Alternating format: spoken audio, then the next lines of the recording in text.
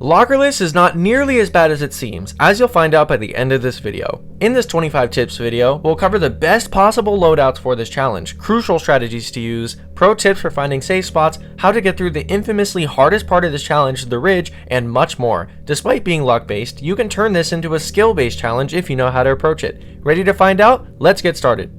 Tip number 1. What to complete before Lockerless. Complete as many other badges as you can before attempting this challenge. Yes, Lockerless is one of the most tempting challenges in this game, but it is not the first one you should be going for. This is because by completing the other challenges first, you gain access to items in the Dead Drop shop that you need for this challenge. Good examples are as follows. Number 1, the I'm Out of Here badge unlocks sprints, this badge unlocks medkits, and the Enraged challenge grants the flash beacon, all in the Dead Drop shop. Regardless of this, I'd say watching this to be prepared on what to expect, and for entertainment of course, is still a good idea, but be mindful that you have to be ready for it. Tip number 2, the RNG aspect. Before attempting this challenge, you must understand the RNG aspect of it. It is very possible that you do everything correctly and follow all of the tips in this guide and still fail solely because of unlucky room generation. If this happens, know it is not your fault and is part of the process of getting the perfect run. If you can maintain motivation after losing to luck, you'll definitely have what it takes to beat this challenge. Tip number 3, Lockerless Requirements. In order to beat the challenge, all of the following requirements must have been met by the end of the Ridge. Number 1, you have to complete this challenge solo. Number 2, no revives have been used, which of course means, number 3, no deaths are allowed. And the worst requirement of them all, number 4, you must get to the end without using lockers, but by instead using safe spots or staying out of the line of sight of threats. There are no time restrictions though, and aside from the lack of revives, there are also no item restrictions. Use this to your advantage. We'll discuss this later as well. Tip number 4, timing for the badge. As hinted about in the last tip, you actually only need to reach the end of the Ridge to complete this challenge. This means you have to make it to the last door and pull that lever, which leads to the final encounter. In other words, you do not have to do the final Searchlights encounter. I would encourage you to do it anyway as a celebratory victory lap and to add that extra win to your win count, but if you're too overwhelmed after doing attempt after attempt, you could technically leave. Do note though that since this guide does not require beating the final Searchlights encounter, I will not be covering that encounter in this guide, but let me know down below if that's something you're interested in. Tip number 5, what items to bring. Bringing the right items and also using those items at the right times can genuinely be the difference between winning or failing this challenge, so make sure you choose correctly. Here are the items that you should consider bringing in order of importance. Number 1, sprints. These are an absolute must. Bring all 5 if you are willing and have the chrono for it, but you should never go with any less than 1. These are your saving grace if you have no safe spots and there's an angler coming. Number 2, code breachers. These are highly recommended. This is because there are many PSSs that are locked behind code breacher rooms, particularly the one at the Ridge. Having 3 out of 3 just in case, or if you wanted to try your luck at the items in the treasure rooms, is a great idea. Number 3, medkits or parathecine. Highly recommended. In case you get trolled by iFest, or need to ensure you get through Searchlights, or to ensure you will still have healing to use for the rooms after Firewall and Abomination, make sure you bring these. Number 4, blacklight or the hand crank flashlight, to be extra careful. I think these are both amazing because both items remove one concern from your plate. Blacklights remove squiddles from your concerns, and hand cranks mean you don't have to hunt for batteries. Based on the list, my recommended loadout for each run is the following: 3 to 5 sprints, 1 to 3 code breachers, at least 1 medkit, and at least 1 light source. The more useful the light source, the better. You can choose how much to bring based on your preferences and how much chrono you have. Good luck. Tip number 6, learn your safe spots. Your ability to complete this challenge is entirely dependent on your understanding of safe spots and using the room around you to your advantage. So take the time to learn them before truly getting serious about attempts. I highly recommend watching videos of others completing this challenge so that you can see many of the upcoming tips in action and to learn some strategies for yourself. It can also be helpful to go into some practice runs and try out some safe spots you already know and hunt for new ones. Taking the time to do this is absolutely worth the payoff. Tip number 7, understanding node timer. For this challenge, it is absolutely essential that you understand the concept of the node timer spawn. The node timer spawn system means that the longer you are in a room, the more likely an angler will spawn. This is where the term late flicker comes from. If you wait long enough, the timer will count down all the way to 0 and an entity will spawn. However, if you open the next door, the time will lower significantly, and the chance of an angler spawning is much higher. Every angler reacts differently to this concept. Do note that this concept applies differently in the Ridge, where all anglers will spawn anywhere from 45 to 90 seconds apart. You'll see how the node timer is important in the upcoming tips, but make sure to keep this in mind as it's very important to understand the Lockerless strategy. Really quick before the next tip, if it's your first time here, welcome. I'm Foxesrock and I make tons of guide videos on Roblox Pressure and related games. If that sounds interesting to you, consider subscribing. I have many existing videos and shorts just like this one, plus a new community Discord, and I'm coming out with tons more in the near future. I have a lot of faith in these tips and believe they could truly help many players. I appreciate any help in my mission to help the Pressure community. Thanks for your consideration, and right back to the video. Tip number 8, maximizing the value of each PSS. This is a great way to properly utilize the node timer spawn in a lockerless run. If you have found a PSS and the rooms in front of you do not appear to have one, it can be risky to continue looking. For instance, if you open yet another door and an angler spawns, if you're too far to reach the PSS in time, your run is over. This is why it can be advantageous to wait at your PSS and give the node timer as much time as it needs for the next angler. That way you get it out of the way and it will have a much higher chance of finding a PSS before the next angler spawns. Keep in mind you may need to wait a while. Only do this if you want to, but don't waste your chrono on easy to avoid mistakes. Tip number 9, starting room types. You may not pay attention to the loading docks you get upon first starting a run, but you may want to more after this tip. Did you know that specific docks lead to specific room types? For instance, the dock shown is a dock that leads directly to server rooms, as shown on screen. This is not common, but be mindful that this can give you a safe head start for Lockerless due to the abundance of PSSs in this room type. Another example is the construction dock, which leads you to the construction room type, also known as the outskirts. This room type isn't the best for Lockerless, so be careful. The main thing I want you to take from this tip though is that the beginning dock that you get does matter and can have an impact on your run. Be aware of that.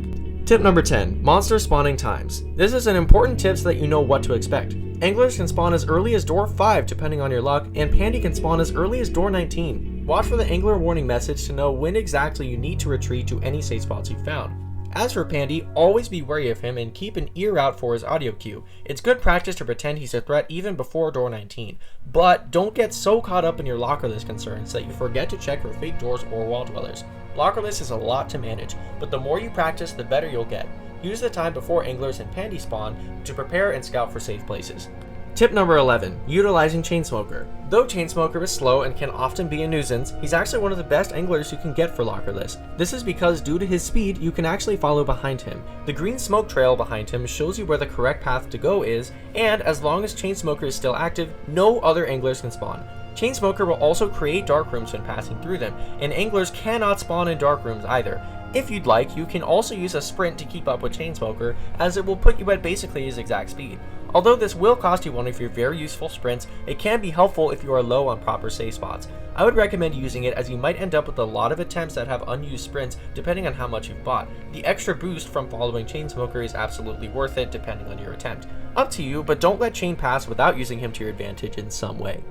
Tip number 12, Grand Encounters. Part of this challenge is not letting the Grand Encounters defeat you after successfully getting so far to reach them Lockerless. That means that you'll need to get good practice with the encounters so that your attempts are only lost because of bad RNG and not because of mistakes. Although these Grand Encounters would require their own guide, and let me know if you'd want this by the way, in the hopes of helping them not be a problem for Lockerless, I'll speak on them briefly.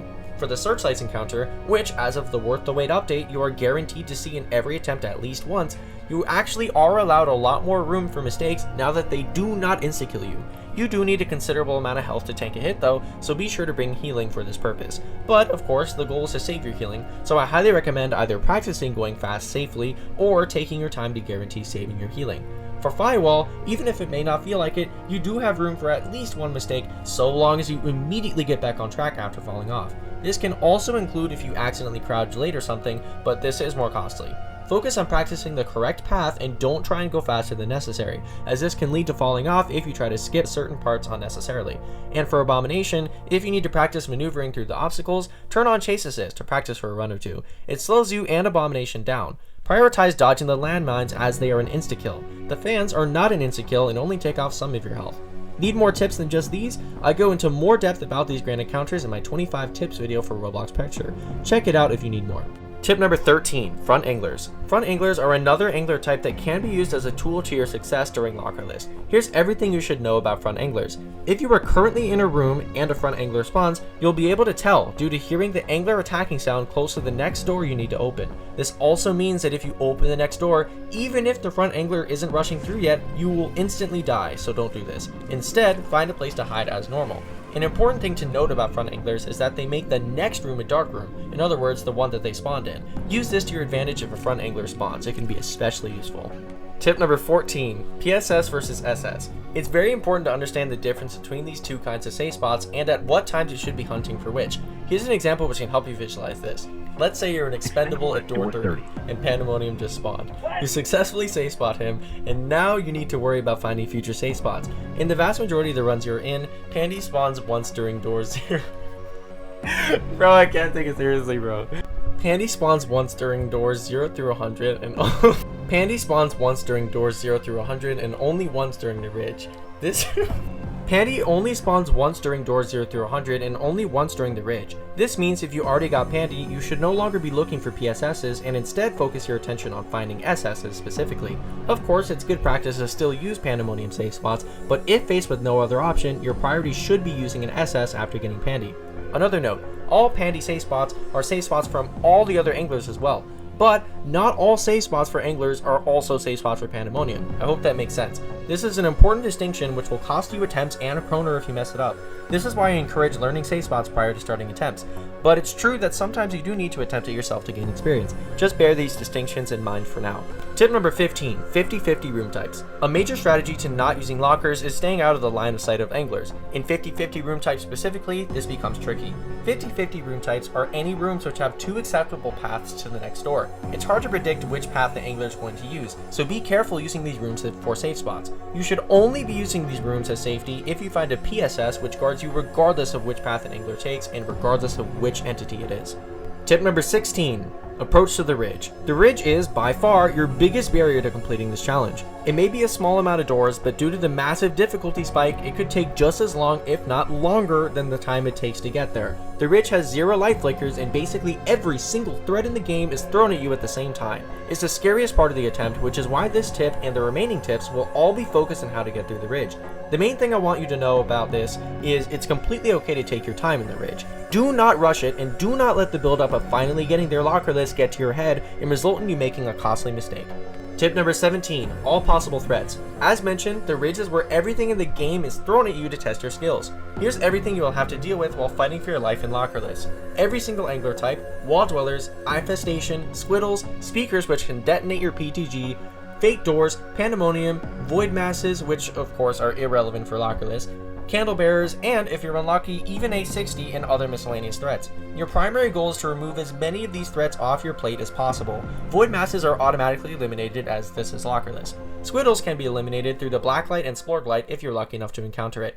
You can also eliminate Pandy, which we'll discuss in this next tip. Master evading these threats so that you are prepped for the Ridge. Tip number 18, guaranteed Ridge PSS. It is essential to wait for Pandemonium to spawn in the guaranteed Ridge PSS so that you do not have to deal with him while progressing through the Ridge. It may take a while, but there is no situation where you should not be doing this, unless you're a YouTuber like me who wants to make it harder on yourself to entertain your viewers. Either way, you get the idea. As mentioned in the last tip, with so many threats to deal with in the Ridge, you must take as many off your plate as possible. This is where you first start doing that. Tip number 19, Ridge checkpoints concept. The best way to approach the Ridge, in my opinion, is to treat each safe spot as a checkpoint. The same can be done for the rest of the attempt before Ridge, by the way. Any safe spot you find is a checkpoint, and you ideally should be using the one that is the farthest up ahead so that you can continue making progress easier. Use these checkpoints in the following way.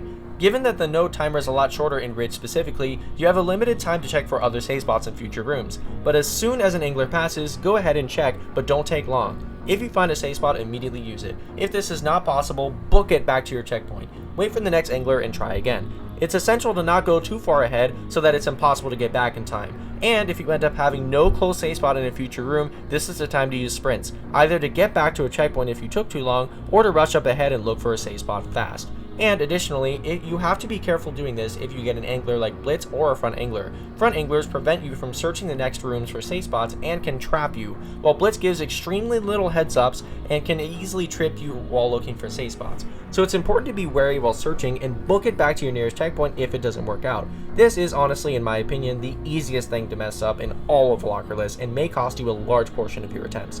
You will need to practice this, as juggling safe spot checkpoints with a very limited window of time to move is not easy. Let's hope you get lucky. Tip number 20, must know Ridge safe spots. There are Ridge safe spots that you must know, because if you know them well enough, you can immediately go to them upon entering your room and be completely safe from the next anglers. Here are a couple examples. In this first room, you'll see a large ramp leading down to an unopenable door, with the next openable door being straight ahead past the ramp. The very bottom of the ramp is a perfect SS that functions as an incredible checkpoint. Make sure to crouch so that you're safer.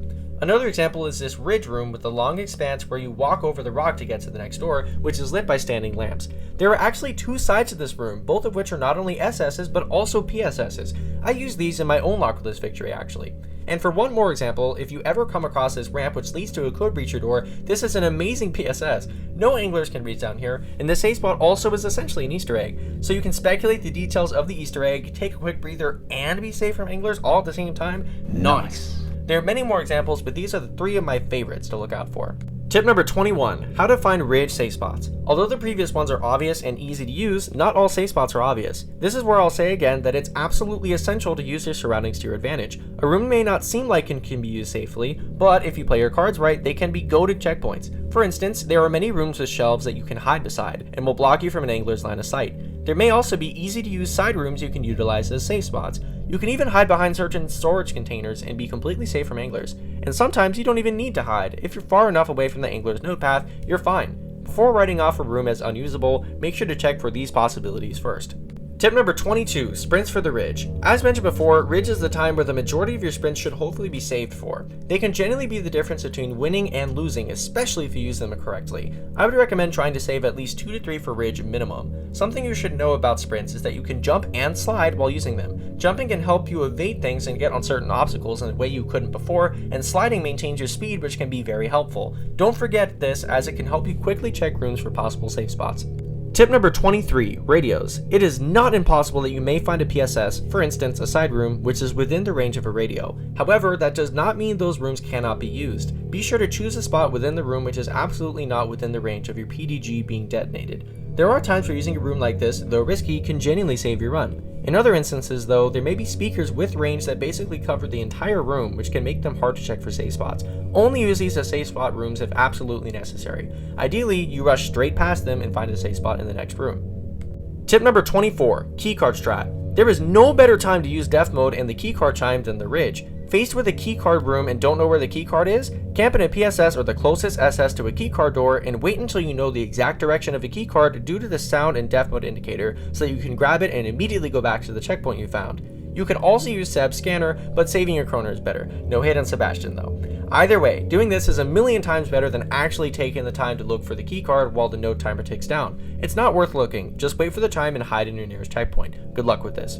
Tip number 25, Motivational Tip. With basically every tip now out of the way, I wanted to say this. This challenge is not designed to be easy. There's a reason it used to be called "We didn't playtest this to make sure this was possible." You could do everything perfectly and still fail due to unlucky room generation. But at the end of the day, keep going. Keep getting practice, because with each failed run, you have a new experience to learn from. The more attempts, the more you master safe spots and can tell others and teach them about them. And the way luck works is that the more you throw yourself at it, eventually you will strike gold and you will get that badge. So don't stop, keep going, and I hope this guide can aid you in your journey. And that's it. You've made it to the end of the guide. Thank you for sticking around. I hope this guide can help you make it to the end of the Ridge Lockerless yourself. I'll be cheering you all on. I do have an important announcement before we end the video. My official community Discord server is now live. If you have any questions about this video you need to ask, or if you want to be a part of the community which loves Pressure just as much as you do, join at the link at the top of the description. We have events, active giveaways, monthly XP competitions, and plenty of channels to socialize in. I hope to see you there. With that out of the way, I hope you enjoyed this guide. Thank you so much for watching, and as I always say, until we meet again, live well and have a great day.